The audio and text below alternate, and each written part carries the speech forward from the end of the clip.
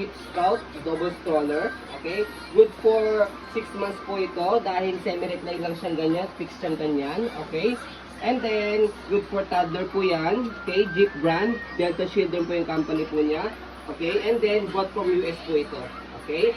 So, umbrella type, kaya lightweight po ito. Magagang po ito for twin stroller. Ito po yung canopy niya. Okay, wala pong faded po, wala pong discoloration. Extension canopy po ito, pwede nyo po ipasok sa loob kung hindi nyo gagamitin. Okay, ito po yung lock niya sa canopy. Okay, pag i-fold, angat nyo lang po and then press pababa. Okay, so sa pad niya, ayan. Okay na okay, wala po yung issue. Okay, light yung condition po yung pad po yan. Okay, and then, belt po niya 5 harness, safe na safe si baby, wala po yung putol.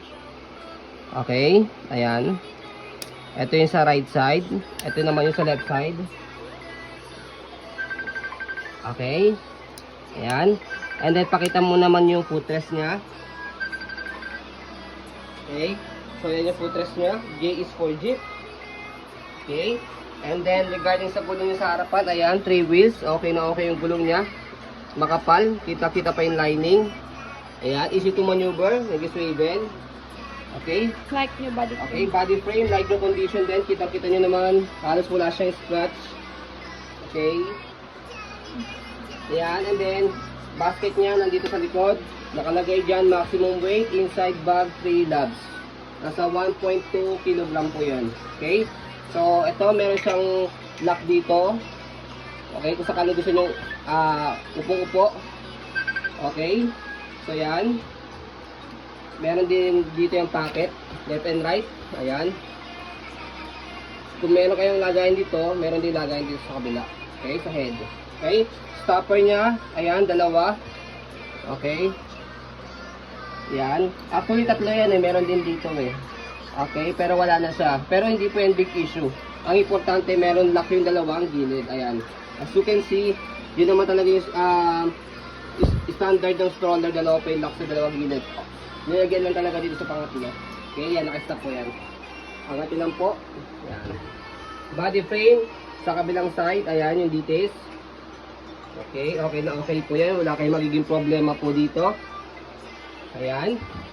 Handle, okay na okay din po yan. Like yung condition po yung handle, wala pong issue. Okay, ayan. Sa pag-fold po niya, angatin lang po ito. Yan. Yan. So, slide. Pag-slide nyo yan sa kanyang angat. Okay, kasi lock niya yan.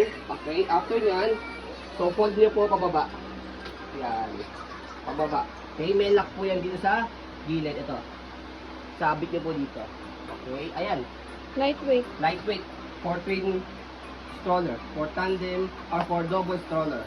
Okay, around, estimated ko po mga 6 to 7 or 6 to 8 kilo lang po siya maglang-lang. Ayan. Pwede siya ng jeep. Kaya na isang kamay ko. Kung nagka-travel po kayo by jeep, kung wala po pong sasakyan, pwede po siyang ganun ilagay. Ayan. Ayan. Pwede nyo po yung matayo sa gilid. Lock nyo lang po siyang ganyan. Ayan, okay? So, sa pag-open, tanggalin nyo lang po. Baba nyo lang po muna. Tanggalin nyo lang yung lock sa gilid. And then, buka. Okay?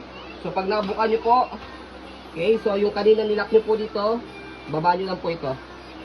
Buka nyo lang muna. And then, baba nyo lang po ito. Tatapakan nyo po yan, by the way.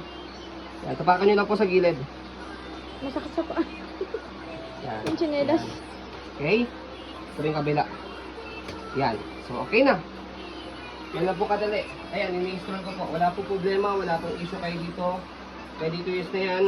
Okay? So, pagdating sa inyo, sanitize nyo yan lang mabuti para po magamit ang baby po niya ng safety.